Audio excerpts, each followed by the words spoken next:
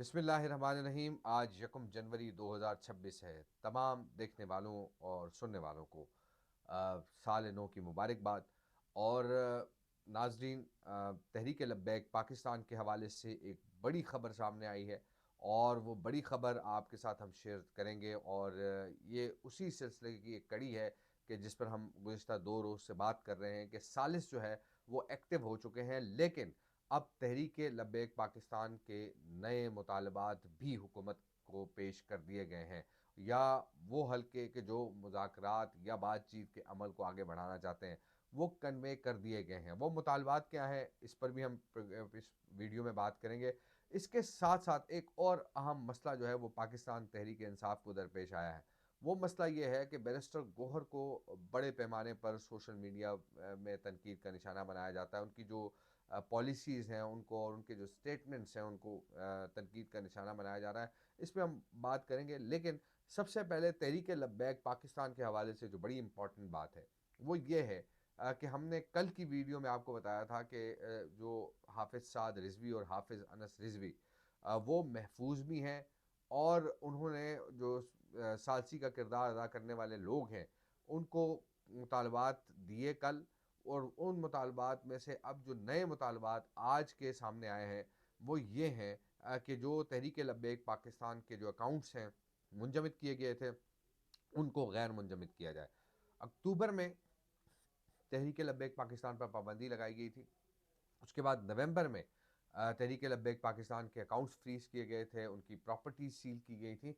तो ये तमाम मामलात उस वक्त से चले आ रहे हैं, लेकिन अब जो नए मुतालबात हैं हाफिज़ साद रिजवी और हाफिज़ अनस रिजवी की जानिब से, और ख़ास तौर पे जो तहरीक लब्बैक की क़यादत है उनकी जानिब से, कि फिल फॉर जो है जो अकाउंट्स मुंजमद किए गए हैं उनको गैर मुंजमद किया जाए, जो प्रॉपर्टी सील की गई हैं उनको डी सील किया जाए।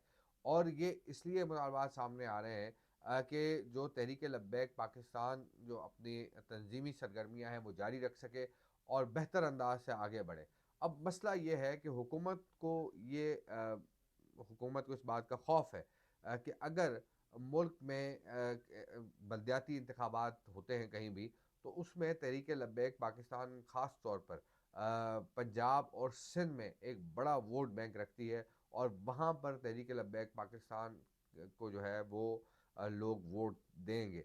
और लोगों की सिंपैथी, यानी लोग जो है वो इस वजह से भी तहरीक लब्बैक का साथ दे रहे हैं क्योंकि हुकूमत की जानिब से जो जुल्म बर्बरियत की गई वो यकीनी तौर पर आवाम उसको समझती भी है, और आवाम ने इस पर बात भी की है। कई ऐसे लोगों से हमारी बातचीत हुई है और उन्होंने ये कहा है कि हुकूमत ने तहरीक लब्बैक के लोगों पर जो हमला किया मुरीद के में, वो जो है किसी भी तरीके से उसको जस्टिफाई नहीं किया जा सकता। तो ये ऐसे मामलात हैं कि जिस पर यकीनी तौर पर इस वक्त हुकूमत जो है वो खौफ में मुब्तला है कि अगर बलदियाती इलेक्शन हो जाते हैं तो तहरीक लब्बैक आगे आ जाएगी। तो हुकूमत जो है इस वजह से भी तहरीक लब्बैक के ख़िलाफ़ क्रैक डाउन कर रही थी, और अब भी बाज़ जगहों पे इतलात आ रही हैं कि क्रैक डाउन किया जा रहा है, और यहाँ तक बाज़ लोगों को प्रेशर में डाला जा रहा है कि वो तहरीक लब्बैक को छोड़ दें। अभी रिसेंटली हमारे पास कराची की एक एग्ज़ाम्पल है कि कराची में तहरीक लब्बैक पाकिस्तान के कुछ ओहदेदार जो वो प्रेशर जो है वो बर्दाश्त नहीं कर सके, और उन्होंने तहरीक लब्बैक और सियासत से किनारा कशी इख्तियार की, और उन्होंने बाकायदा प्रेस कॉन्फ्रेंस की इस हवाले से। और अब भी तहरीक लब्बैक पाकिस्तान के कई ऐसे रहनुमा हैं कि जिन पर यह दबाव डाला जा रहा है कि वो तहरीक लब्बैक छोड़ दें, और वो दरअसल इसलिए ये तमाम हरबे आजमाए जा रहे हैं कि जो साद रिजवी और अनस रिजवी हैं वो तनहा हो जाए। ये सबसे अहम नुक्ता है। और जिस तरह हम देख रहे हैं कि 9 मई हुआ, 9 मई के बाद इमरान खान जो है वो तो थे ही थे, लेकिन जब पकड़ धकड़ का सिलसिला शुरू हुआ तो हमने ये देखा कि कई पीटीआई के जो लोग थे वो पार्टी छोड़ गए, और उन्होंने न सिर्फ पीटीआई छोड़ी बल्कि सियासत से भी किनारा कशी इख्तियार की। अब इसी तरह का जो एक हरबा है वो तहरीक लब्बैक पर भी आजमाया जा रहा है, और तहरीक लब्बैक के अब जो रहनुमा हैं या कारकुनान हैं वो तो हमें साबित कदम नज़र आते हैं।